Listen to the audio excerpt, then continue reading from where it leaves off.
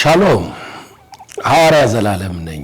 በዚህ 5 ቀን ውስጥ ስፔሻል መልእክት ከሮብ እስከ ፋሲካ እስከ ትንሣኤ ቀን ድረስ ላካፍላችሁ በልቤ ውስጥ ሞላ እና በዚህ የህይወት ተስፋ ትንሣኤ በሆነው ሞትን በሚሻገረው የክርስቶስ ተስፋ ላይ እንድትመሰረቱ አምኜ ስለ ተስፋ ጥቂት ነገሮችን መናገር ጀመርኩኝ። እንግዲህ ባለፈው ቀን ትናንትና ማለት ነው ከኔ ጋር በነበረን ቆይታ ተስፋ ምንድነው የሚለው ሮሜ መጽሐፍ ምዕራፍ 8 ቁጥር 24 ላይ ጀምሮ ስላለው የሚታይበትን ማን ተስፋ ያደርጋል ከሚለው ሐሳብ ተነስቼ እየነገርኳችሁ ነበር። ጊዜው አሁን ያለንበት ሁኔታ የሚገልጠው ወይንም የሚናገረው ነገር ከጊዜው አንፃር ከፋፍዬ ስላለፈ ስለአሁንና ስለ ፊውቸር የሚያሳዩ ነገሮችን አስቀምጬላችሁ ነበር። ዛሬ የምናየው ስለ ተስፋ ልባችሁን እንድታበረቱ በመከራ ውስጥ ስታልፉ ተስፋ እንድታደርጉ የሚያስችላችሁን ሐሳብ እናገራለሁኝ። ሮሜ መጽሐፍ ምዕራፍ 4 ላይ ሐዋርያው ጳውሎስ ስለ አባታችን ስለ አብርሃም የሚደንቅ ነገር ይነግረናል። ስለዚህ ሰዎች በህይወታቸው ነገን አሸንፈው ለመቆም ዛሬን እንዳልተሸነፉ የሚያረጋግጥላቸው እውነትን ነው ዛሬ የምነግራችሁ። ነገሮች ሁሉ አልቀው ሞተው ተዘግተዋል በተባለበት ሁኔታ ውስጥ እንዴት አድርገን ነው አሸናፊ ሆነን ስለ ነጋችን የተሻለ ነገር ማየት መቀበል ማመን የምንችለው? ይሄንን በቀላል አማርኛ ለማስቀመጥ ወደ አብርሃም የህይወት ሥርዓት እንሄዳለን ማለት ነው። እንደዚህ ይላል ሮሜ ምዕራፍ 4 ቁጥር 17 ለብዙ አሕዛብ አባት አደረኩ ተብሎ እንደተጻፈ ለሙታን ህይወት በሚሰጥ የሌለን እንዳለ አድርጎ በሚጠራ ባመነበት በአምላክ ፊት የሁላችን አባት ነው። ዘርህ እንዲህ ሊሆን ነው እንደተባለ ይላል። ይሄ ለብዙ አሕዛብ አባት አደረኩ ተብሎ እንደተጻፈ አብርሃም መሃን ያለ ወይንም ደግሞ ልጅ ሳይኖረው ነው እግዚአብሔር ኔቸሩ ባህሪው ትናንትና ስናገር ነበረ። ፊውቸር ቢሎንግስ ቱ ጋድ። ፊውቸር የእግዚአብሔር ነው። ፊውቸር የሰይጣን አይደለም፣ ያንተም አይደለም። ፊውቸር የእግዚአብሔር ነው እና እግዚአብሔር በኔቸሩ አለ ጳውሎስ የሌለውን እንዳለ አድርጎ ነው የሚጠራ። ገና አብርሃም ሳይወልድ ወይንም የተስፋ ቃል የተሰጠው ዘር ሳይመጣ ዘርህ እንዲህ ይሆናል ተብሎ እንደ ሰማይ ኮከብ የበዙ አብርሃም ቤት ሲገባ ልጅ የለም፣ ምንም የለም። ኤሌዘር ሰራተኛው ነው ያለው። ከእንደገና ግን አብርሃም ወደ ደጅ ሲወጣ የሰማይ ከዋክብት ሁሉ አባት አብርሃም እያሉ ይጮኻሉ። የእምነት ዓይንህ የሚያየው የእምነት ዓይንህ የሚመለከተው የእግዚአብሔር ኔቸር ላይ ቆሞ ነው። በጣም ብዙ ሰው በእግዚአብሔር ኔቸር ዕውቀት የለውም። የእግዚአብሔር አሰራር ጊዜ አደራረግ ላይ ዕውቀት የለውም፣ ስርዓት የለውም፣ እምነት የለውም። በእግዚአብሔር ሁኔታ ላይ ይገባችኋል ምለው እግዚአብሔር የፊውቸር አምላክ ከሆነ ፓስት ላይ ወስደህ ለምን ትለጥፈዋለህ? ለምን አሁን ላይ የሆነውን ነገር ሁሉ ከእግዚአብሔር አንፃር አድርገህ ትተረጉመዋለህ?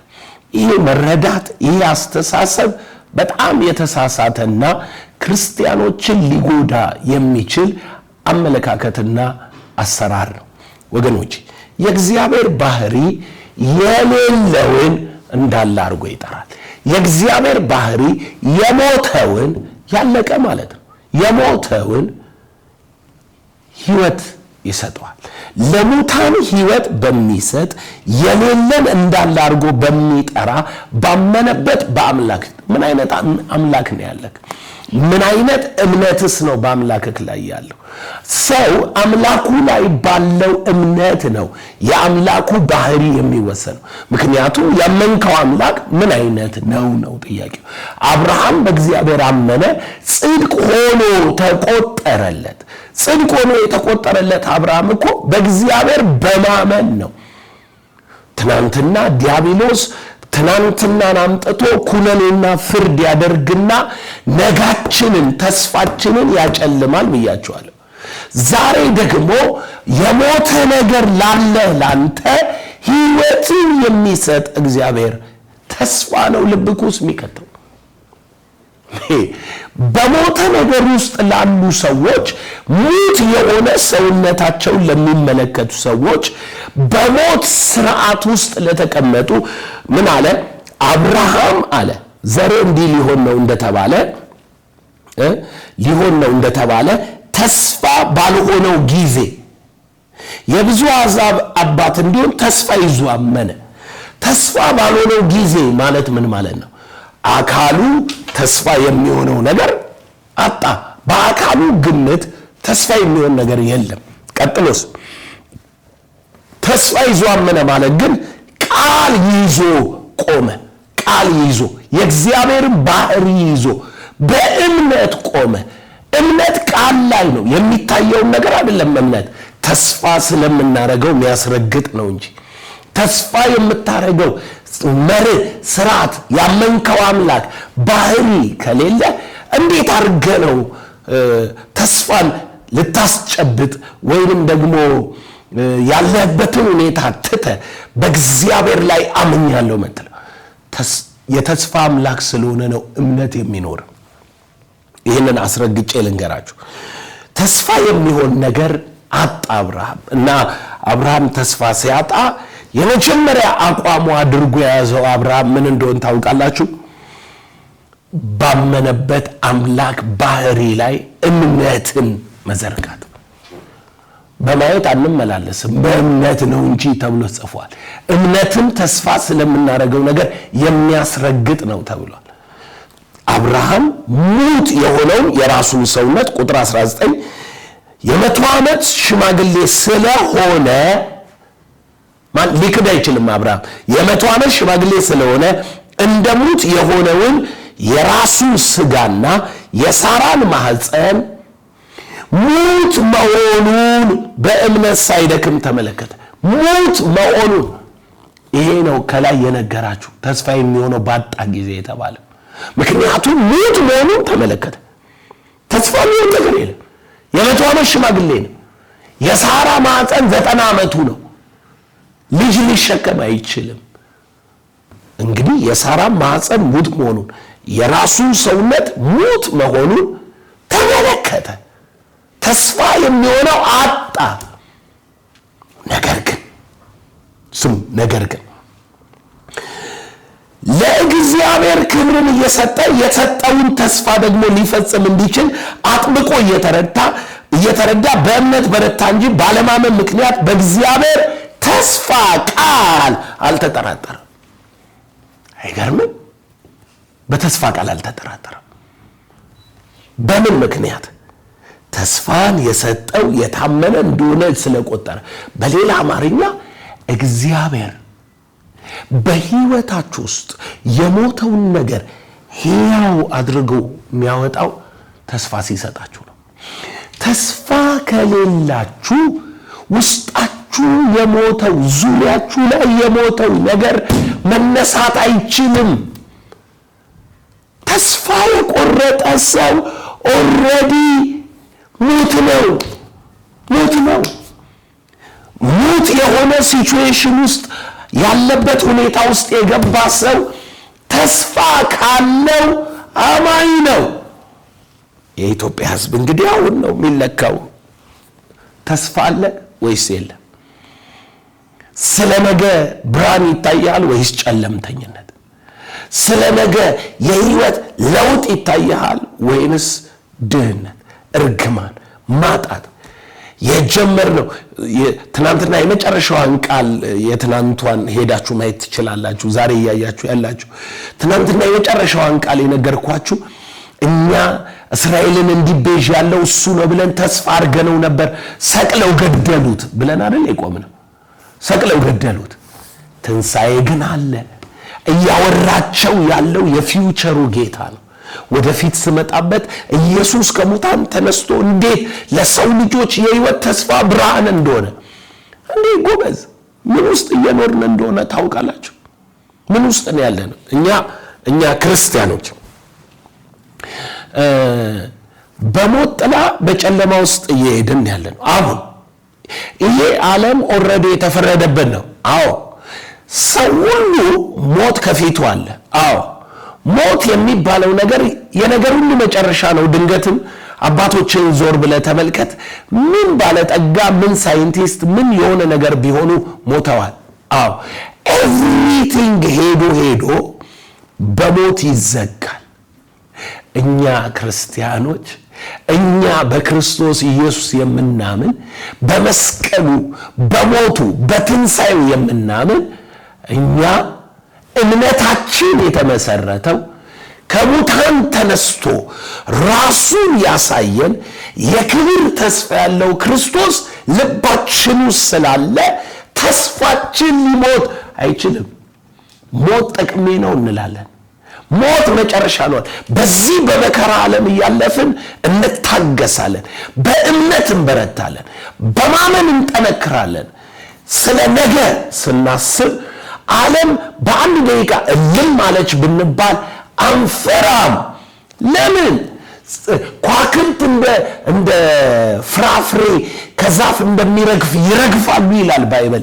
ሁሉ ቀልጦ ይጠፋል ይላል። ጻድቅ ግን እንደ ተስፋ ቃሉ አዲስ ሰማይና አዲስ ምድር ይጠብቃል ይላል።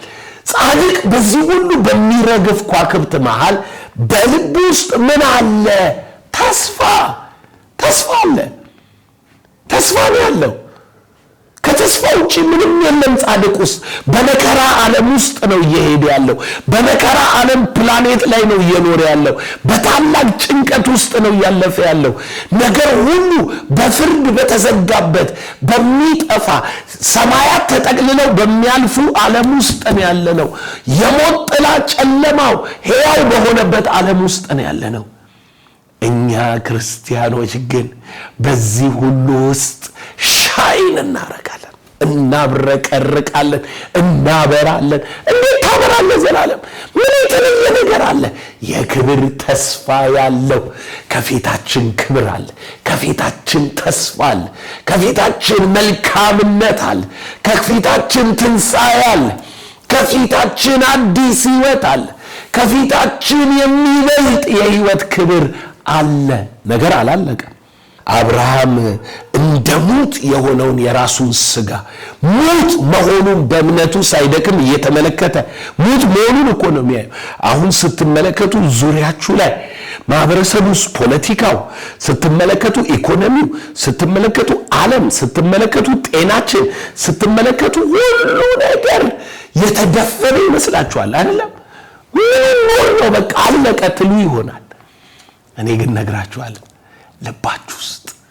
ልባችሁ ውስጥ ነገን የሚያበራ የነገን ብርሃን፣ የነገን ፀሐይ፣ የነገን ትንሣኤ የሚነግራችሁ ልባችሁ ውስጥ አንድ ብልጭታ አለ። ተስፋ የሚባል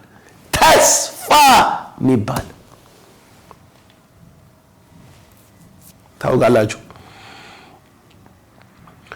ሰው በሕይወቱ ላይ ተስፋ ከሌለው ኦልሬዲ ቆሞ ሞቷል። ሰው በሕይወቱ ላይ ተስፋ ከሌለው ተሸንፏል።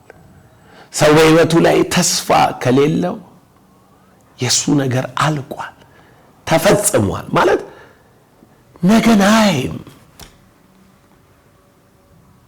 ነገ እኮ አልመጣም ግን ይታያል። መጽሐፍ ቅዱስ ውስጥ ናባል የሚባል አንድ ሰው ነበርና ዳዊት በጎቹን እየሸለተ እንደሆነ ሲሰማ በመልካም ቀን መጥቼብሃለሁ ድግስ ላይ ነህና ላክልኝ መበላው ነገር አለ። ናባል ሰነፍ ነበር፣ በወይን ጠጅ ተሞልቶ ብዙ ነገር ተናገረ። አቢጋይል የምትባል ሚስት ነበረችው። ከዛ በስካሩ ሲለቀው መጣችና ዳዊት ትናንት ሊገል መጥቶ ነበር አለችው። መንገድ ላይ እሷ ጠብቃን ያስመለሰችው ዳዊትን እና ናባል በልቡ ሞተ። በቀላል አማርኛ ምን ማለት እንደሆነ ልንገራችሁ። ተስፋ የሌለው ሰው ማለት በልቡ የሞተ ሰው ማለት ነው። በልቡ ውስጥ ነገ ማይታየው ሰው ማለት ነው። እኔ በዓለም ላይ በእርግጥ የምነግራችሁ በዓለም ላይ በሽታ ከሚገላቸው ድንጋጤ ይዟቸው ተስፋ የሚቆርጡ ሰዎች ፈጥነው ይሞታሉ። በጣም ብዙ ሰው ፈጥኖ ይሞታል። ለምሳሌ አንድ ምሳሌ ልንገራችሁ። አዳማ ከተማ ላይ ድሮ HIV በድንኳን የሚመረመርበት ዘመን ላይ ስለ HIV ክፉ ወሬ ሰሙና ገዳይ እንደሆነ HIV ያለበት ሰው እንዳለቀ ነገር ሁሉ እንደተዘጋ እንደታተመ ምናምን ተቆጠረ። ይሄ ነው የነበረው መረጃ። ከዛ በኋላ 4 የመናኸሪያ ልጆች ዝም ብለው ተነስተው ድንኳኑ ሲመረመር ተባብለው ተሯሩጠው ሄደው ተመረመሩ። 2 አለባችሁ ተባሉ። አለባችሁ ሲባሉ በሚቀጥለው ቤት ገባ። አንደኛው በአንድ ሳምንት ውስጥ ሞተ። ሁለተኛው አልጋ ላይ ተኛ። ዋይ ለምን እንደሆነ ታውቃላችሁ? ምክንያቱም እንደሌለበት ባሰበበት አይምሮ ባላወቀበት ጊዜ በነፃነት ይኖር ነበር። ይገባ ነበር፣ ይወጣ ነበር፣ ስራ ይሰራ ነበር። ነገ ልጆች ወልጄ አግብቼ ምናምን እኖር ነበር ይላል። የሰማው ነገር ልቡን ገደለው። ዋይ ውስጡ የነበረው ዕውቀት ማንን የገደለ ይመስላችኋል? ተስፋውን ነው የገደለው። ተስፋችሁን የሚገሉ መረጃዎች አትስሙ። ነጋችሁን የሚያጨልሙ መረጃዎች አትስሙ። ስለ ሀገራችሁ ነጋችሁን የሚያጨልሙ፣ ስለ ኑሯችሁ ነጋችሁን የሚያጨልሙ፣ ስለ ህይወታችሁ ዛሬ የምናልፍበት መከራ፣ ዛሬ የምንሄድበት መንገድ የነገር መጨረሻ ነው ብላችሁ አታስቡ። አትመኑ። እንደዚህ አትመኑ። ልባችሁን የሚገድለውን ነገር አውጡና ጣሉት። ጎበዝ እንዴት መናኸሪያው ሲሯሯጥ የነበረ ሰው አለብን የሚለውን ዜና ሰማ።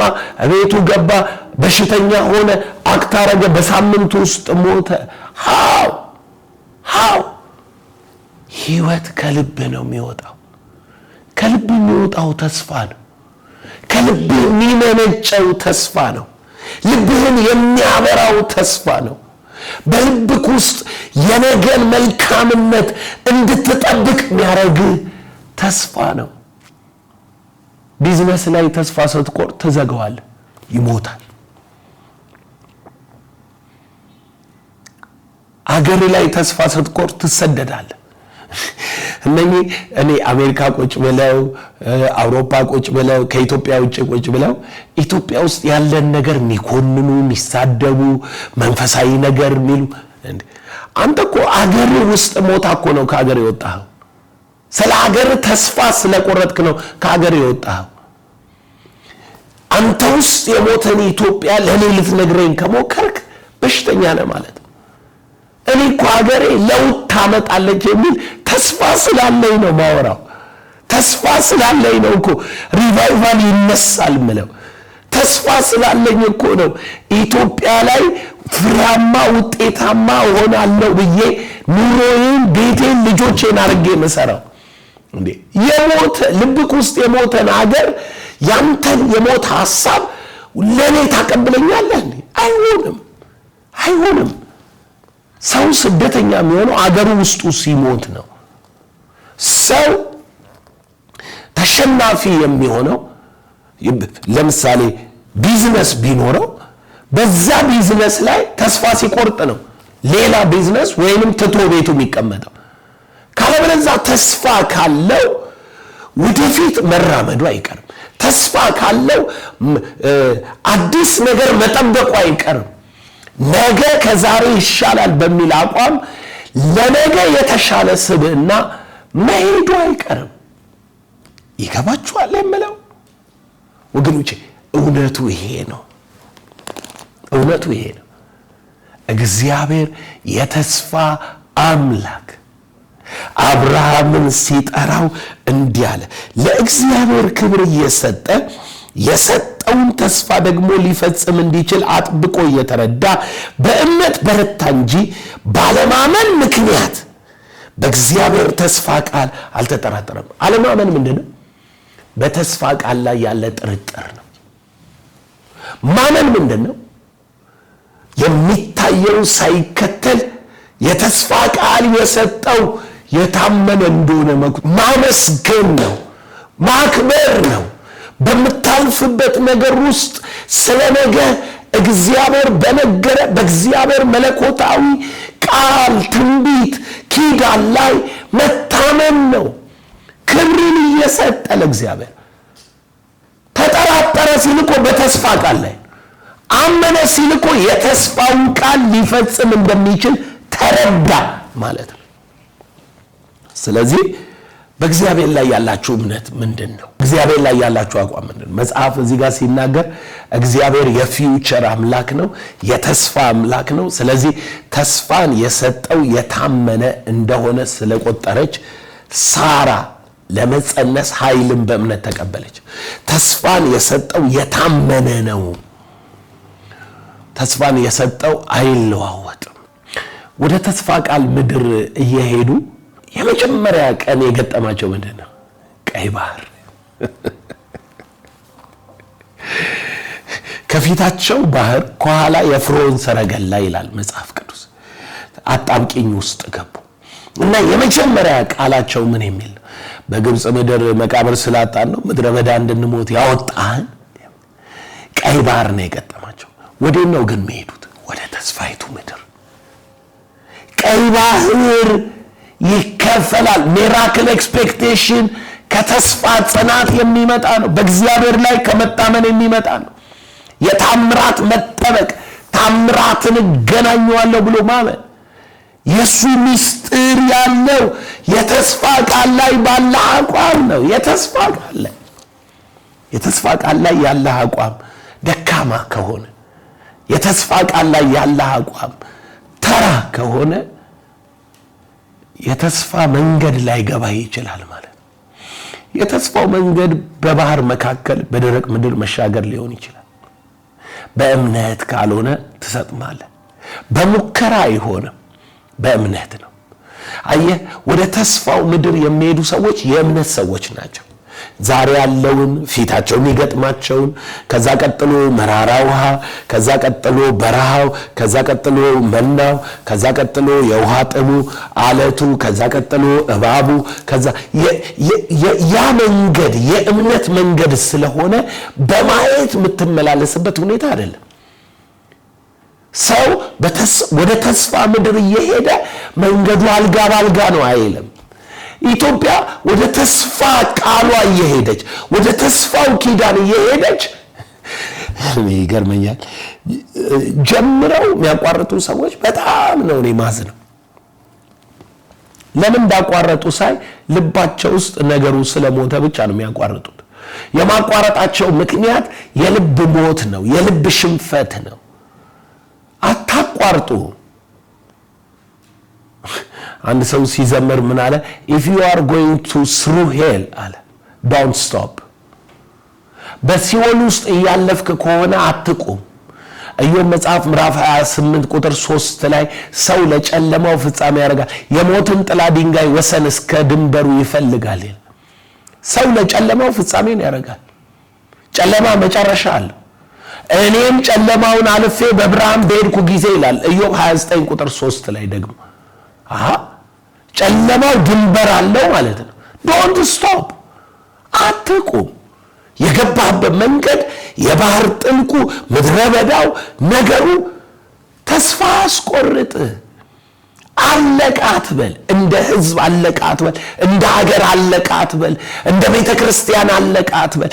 በግል አለቀ አትበል። ያለቀው ምኑ ነው? አብርሃም አባቴ የሄደበትን መንገድ ሙት የሆነውን የራሱን ሰውነት በዙሪያው ያለውን በምን አሸነፈው? በእምነት።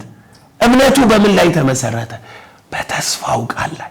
የተስፋን ቃል የሰጠው የታመነ እንደሆነ ቆጥሩ። የእስራኤል ልጆች የተስፋውን ጌታ አላወቁትም። የተስፋ ቃል ሲሰጣቸው እኛ ክርስቶስ ለዘላለም እንዲኖር ሰምተናል ይላሉ። ይህ ከፍ ከፍ ይላል የምትለው ማን ነው? ይሞታል ሲላቸው ማለት ነው። የራሱን መንግስት ይዞ ሊመጣ ወደ ሩቅ ሄደ ሲላቸው ማን ነው ይላሉ። አልገባቸውም። እነሱ ክርስቶስ ሆሳና ሆሳና ተብሎ የሚያልቅ መስሏቸዋል። ሆሳና በጌታ ስም የሚመጣ የተባረከ ነው የሚለው የዌልካሚንግ ፕሮግራም የትንሣኤው ብስራት ነው፣ ተስፋ ነው እንጂ በሞት ማለፍ በመስቀል ማለፍ ግድ ነው። አሁንም ሀገራችንን እንደምታዩት ሆሳና የሚያስብሉ አንዳንድ ሁኔታዎች እዛ እዚህ በየክልሉ በየምኑ በየከተማችን ምልክቶች እናያለን። አገሩ ላይ ሊሆን ላለው ነገር ምልክቶች፣ ለለውጥ፣ ለአሰራር፣ ለህጎች፣ ፕሪንሲፕሎች እየተደነገጉ መርሆች እየወጡ እየተሰሩ ያሉ ነገሮች አሉ እናያለን ግራ ቀኛችን ላይ። አዎ ግን ሆሳና ያለ መስቀል አይሆንም። ዊስሩ በውስጥ እናልፋለን። በመስቀል ውስጥ በግሬቭ በመቃብር ውስጥ በሞት ዛሬ ሆሳና ነው ተብሎ አልቅም። ሆሳና ብለን ዘንባባችንን ይዘን ልብሳችንን አንጠፈን ሚገርም ነው ያልነው ስቀለው የሚያስብል ይመጣል። ስቀለው የሚያስብል አዋጅ ይወጣል። ነገር ግን አማኝ ትንሣኤ ይጠብቃል። ስለዚህ ተስፋ አይቆርጥም። ያልቃል ብሎ አይቆምም፣ ይቀጥላል። መንገዱ አስቸጋሪ ቢሆን ጎበዝ ጉዞውን ይቀጥላል የሚል ማስታወቂያ ድሮ በቴሌቪዥን እንሰማ ነበር። መንገዱ አስቸጋሪ ቢሆን ጎበዝ ጉዞውን መቀጠል ትፈልጋለህ? ማቋረጥ አትፈልግም? ህይወትን መቀጠል ትፈልጋለህ? ዘመንን መቀጠል ትፈልጋለህ? ነገን መቀጠል ትፈልጋለህ? ልብህ ውስጥ ተስፋ ይኑር። ተስፋ በልብህ ውስጥ ካለ ነገ አንተ ነው። ተስፋ የቆረጡ በዛሬ ውሳኔያቸው ትናንትናን አይተው ነጋቸውን ያጨልማሉ። ተስፋ የሚያደርጉ የዛሬን መከራ የዛሬን የባህር ጥልቅ ጉዞ በነገ ወደ ተስፋ ቃል ርስት ባለቤትነት ይቀይራሉ። ተስፋን ያዝ። ኢየሱስ የትንሣኤ ተስፋችን ነው። ሻሎም